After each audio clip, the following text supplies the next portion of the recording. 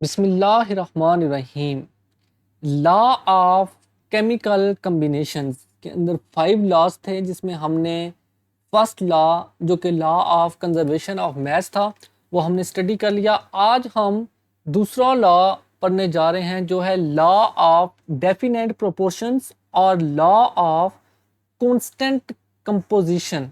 ठीक है, इसको लॉ ऑफ डेफिनाइट प्रोपोर्शन भी कहा जाता है और लॉ ऑफ कांस्टेंट कंपोजिशन भी कहा जाता है। लुईस प्रोस्ट ने 1799 के अंदर इस लॉ को इंट्रोड्यूस करवाया।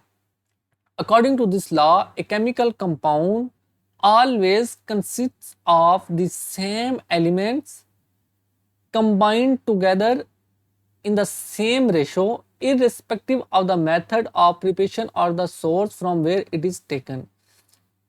इसका क्या मतलब है? वो कहता है जब भी आपका कोई कंपाउंड बनेगा वो हमेशा एक ही तरह के एलिमेंट से कंबाइंड होगा। इसको आप एग्जांपल के थ्रू समझें। मैं कहता हूँ हमारे पास वाटर का फार्मूला होता है H2O।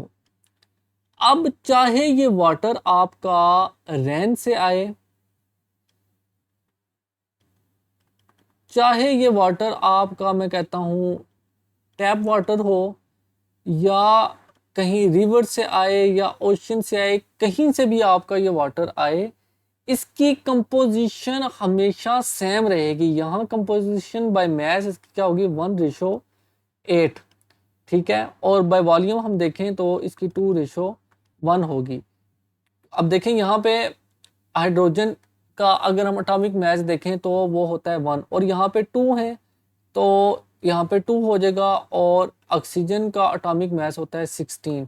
तो हम इसको सिंपलेस्ट रेशो में 2 से यहाँ से डिवाइड करेंगे और 2 से इसको भी डिवाइड करेंगे तो यहाँ आंसर आएगा 1:2 8 जा 16। ठीक है, तो ये 1:8 जो है ये हमेशा 1:8 ही रहेगी, चाहे आप वाटर को जैसे मर्जी लेके आए, चाहे वो रेन से आए, चाहे वो टैप वाटर हो, चाहे वो रिवर से आए, इसकी कंपोजिशन हमेशा सेम ही रहेगी। तो ये लॉ बेसिकली इसी चीज़ को डिफाइन करता है कि जो भी आपका कंपाउंड बनता है वो जिन भी एलिमेंट से बनेगा उनकी कंपोजिशन हमेशा सेम ही रहेगी। ठीक है, उनकी रेशो हमेशा सेम ही रहेगी। कभी ऐसा नहीं होगा कि वाटर आपका या H3 हो जाए और O2 हो जाए, इस तरह कभी नहीं होगा, बल्कि हमेशा H2O ही रहेगा, NaCl।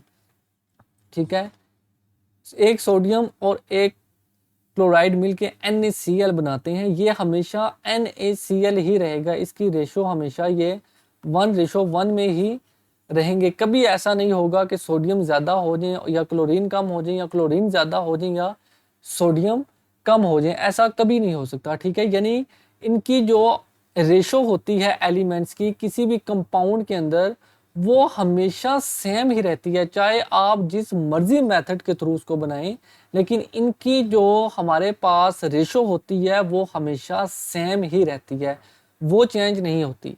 ठीक है, the chemical composition of compound remains constant whether it is obtained by any method और एनी सोर्स। ठीक है, केमिकल कंपोजिशन जो है वो हमेशा कांस्टेंट ही रहती है, चाहे आप जो मर्जी मेथड अडॉप्ट करें, जो मर्जी करें। ठीक है, आगे जी ये मेथड जो है ये verified by studying the electrolysis of different sample of water into hydrogen and oxygen. ठीक है, तो electrolysis of different sample of water को हमने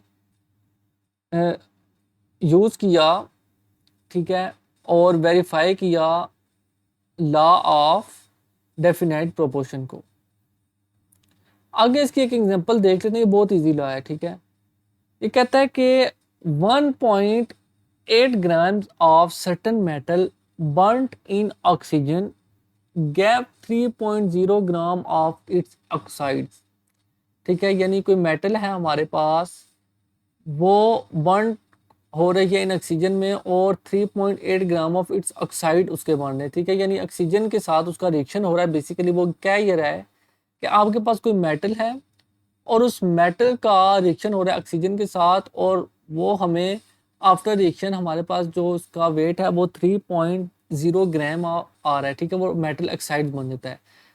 एक और एग्जांपल में वो, इसी एग्जांपल में वो कह रहा है कि एक और मेथड है हमारे पास, वही मेटल है, ठीक है, 1.5 ग्राम है, लेकिन उसका अब मैथ चेंज हो गया, अब है 1.50 gram of the same metal heated in steam, ठीक है। अब ये क्या कर रही है, हीट हो रही है in the steam, gave 2.50 gram of its oxide, ठीक है। अब हीट इतने ग्राम 1.50 ग्राम मेटल है वो हीट अप हो रही है स्टीम में, और यहाँ पे हमें 2.50 ग्राम ऑफ इट्स ऑक्साइड दे रही है। अब हमने तो ऊपर ये स्टडी किया था लॉ ऑफ केमिकल कंपोजिशन के अंदर या डेफिनेट प्रोपोर्शन के अंदर, ये बेसिकली हमारे पास अब एक ही मेटल है और उसके ऑक्साइड बन रहे हैं, तो इसका जो हमारे पास ऑक्साइड की कंपोजिशन है या उसका जो मैस है हमारे पास वो सेम होना चाहिए, ठीक है। तब ये लॉ ऑफ, हमने जो लॉ स्टडी किया है लॉ ऑफ डेफिनेट प्रोपोर्शन या लॉ ऑफ कांस्टेंट कंपोजिशन, वो हमारा ओबे करेगा, ठीक है। इसमें हम फर्स्ट ऑफ ऑल देखें तो हम देखते हैं वेट ऑफ मेटल कितना है हमारे पास, वेट ऑफ मेटल, ये फर्स्ट की, ठीक है, ये जो फर्स्ट हमें दी गई है एग्जांपल, इसको हम देख रहे हैं। वेट ऑफ मेटल हमें यहाँ पे दिया गया है 1.80 ग्राम, ठीक है, लेकिन यहाँ पे हमें अब ऑक्सीजन का तो वेट नहीं दिया गया, लेकिन इन्होंने ओवरऑल फाइनल वेट हमें बता दिया है कि वो है 3.0 ग्राम, यानी यहाँ से हम वेट ऑफ ऑक्सीजन को फाइंड आउट कर सकते हैं। वेट ऑफ ऑक्सीजन ये किसके इक्वल होगा, weight of oxygen is equal to, अब हमारे पास फाइनल है 3.0 ग्राम में से हम माइनस कर देंगे 1.8 ग्राम, तो हमारे पास मैस ऑफ ऑक्सीजन जो आएगा इसके लिए वो आता है 1.2 ग्राम, ठीक है जी। 1.2 ग्राम हमारे पास आ गया वेट ऑफ ऑक्सीजन। अब देखें weight of metal, weight of metal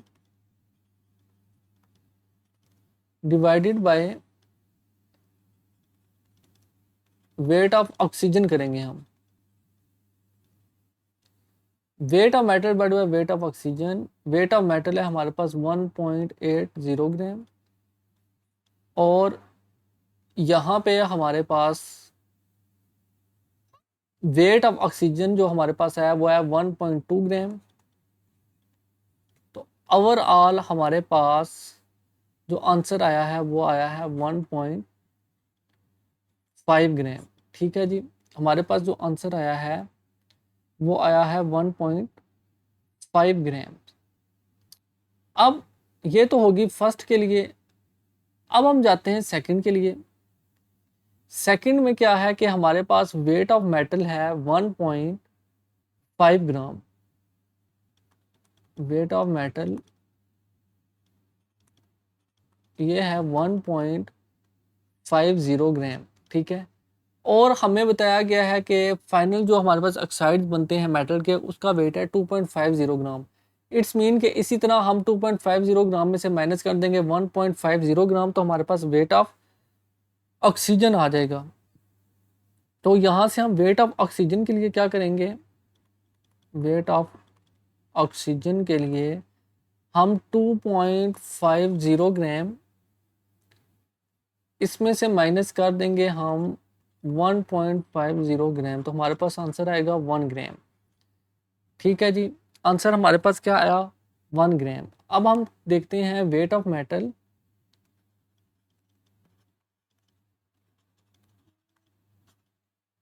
divided by weight of oxygen. अब वेट ऑफ मेटल हमारे पास कितना है 1.50 ग्राम, और वेट ऑफ ऑक्सीजन हमारे पास है 1 ग्राम, ठीक है जी। वेट ऑफ मेटल है हमारे पास 1.50 ग्राम और वेट ऑफ ऑक्सीजन हमारे पास है 1 ग्राम, ठीक है। तो इसका आंसर क्या आ गया हमारे पास 1.5 ग्राम, ठीक है। तो आप देख लें इसका भी 1.5 ग्राम आंसर आ रहा है, और जब हमने जो फर्स्ट के लिए हमने किया उसका भी आंसर ये हमारे पास क्या आ रहा है 1.5 ग्राम आ रहा है। तो यहाँ से साबित होता है कि इन बोथ सैंपल के अंदर, ठीक है, जो ऑक्साइड्स की प्रोपोर्शन ऑफ वेट है मेटल और ऑक्सीजन की, वो फिक्स्ड है, ठीक है जी। तो रिज़ल्ट जो है वो हमारे पास क्या आ रहे हैं, कांस्टेंट आ रहे हैं, ठीक है। और ये हमारे पास ये वेरीफाई कर रहा है हमारे पास लॉ ऑफ डेफिनेट प्रोपोर्शंस को, जो हमने स्टडी किया है, ठीक है जी। अब कुछ ऐसी कंडीशंस हैं जिसमें ये लॉ होल्ड नहीं करता अच्छे से, ठीक है। Condition with the law of constant composition does not hold good. वो कौन सी कंडीशंस हैं आप जिनके अंदर ये लॉ होल्ड नहीं करता अच्छे से? पहली कंडीशन तो ये है कि वो कंपाउंड्स जो बनते हैं बाय यूजिंग डिफरेंट आइसोटोप, ठीक है जी। यानी जब कंपाउंड बनता है वो अगर बनेगा डिफरेंट हमारे पास आइसोटोप से, ऐसे एलिमेंट से जिसमें आइसोटोप्स की इन्वॉल्वमेंट भी हो, तो वहाँ पे आपका लॉ ऑफ कांस्टेंट प्रोपोर्शन जो है वो कांस्टेंट कंपोजिशन काम नहीं करेगा। जैसे हम एग्जांपल के तौर पे लेते हैं, हम वाटर की एग्जांपल ले रहे हैं, ये वाटर है हमारे पास, तो यहाँ पे इसकी रेशो आपको बता दिया मैंने 1:8 है। लेकिन अब मैंने तो आपको कहा है कि जहाँ पे भी ये वाटर होगा उसकी रेशो 1:8 ही होगी, कभी भी इसके अंदर चेंजिंग नहीं आएगी। लेकिन आप एज्यूम करें कि हम ड्यूटियम ले लें, अगर, क्या ख्याल है? ड्यूटियम का एटॉमिक नंबर तो 1 होता है लेकिन एटॉमिक मास इसका 2 होता है। तो जब 2 हाइड्रोजन और 1 ऑक्सीजन होगा हमारे पास, तो अब इसका एटॉमिक मास कितना हो गया? 2। और 2 हाइड्रोजन का हो गया 4, और यहाँ पे आ गया हमारे पास क्या जी, ऑक्सीजन का आ गया 16। अच्छा, यहाँ पे 2 एक का 2, अच्छा 4 हो गया। अब ये यहाँ पे रेशो क्या बनेगी? यहाँ पे रेशो बनेगी 1:4, 4 अब यहाँ पे रेशो आ रही है 1:4 और यहाँ पे आ रही है रेशो 1:8।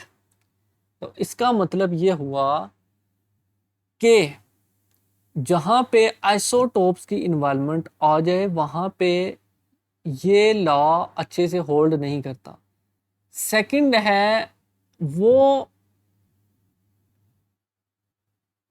कंपाउंड्स जो कि नॉन स्टोइकियोमेट्रिक हो, ठीक है, नॉन स्टोइकियोमेट्रिक कंपाउंड्स के अंदर भी law of constant composition doesn't hold good for non stoichiometric compounds, ठीक है जी। इसकी रीज़न ये है कि जो आपके नॉन स्टोइकियोमेट्रिक कंपाउंड्स होते हैं ना, उन उनमें जो फिक्स्ड कंपोजिशन नहीं होती, बेसिकली उसके अंदर चेंजिंग आ रही होती हैं। इसकी वजह से ये लॉ वहाँ पे भी आपका ओबे नहीं करता, ठीक है, अच्छे से होल्ड नहीं करता। उसकी रीज़न ये है कि जब वेरिएशन आएंगी तो फिक्स्ड कंपोजिशन ही नहीं है उनकी, उसमें वेरिएशन आ रही हैं, तो लॉ कैसे ये आपका उधर अच्छे से होल्ड कर सकते हैं, वहाँ नहीं कर सकता। तो ये था जी हमारा लॉ ऑफ कांस्टेंट कंपोजिशन या लॉ ऑफ डेफिनाइट प्रोपोर्शंस, ठीक है, इसको हमने स्टडी किया। इसमें जस्ट ये चीज़ देखी कि जो कंपाउंड बनता है जिन एलिमेंट से, उनकी कंपोजिशन,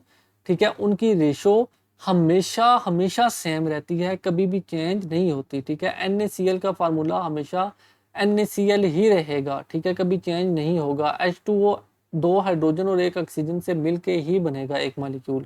तो ये था जी हमारा लॉ ऑफ डेफिनाइट प्रोपोर्शंस, जिसे लॉ ऑफ कांस्टेंट कंपोजिशन भी कहा जाता है।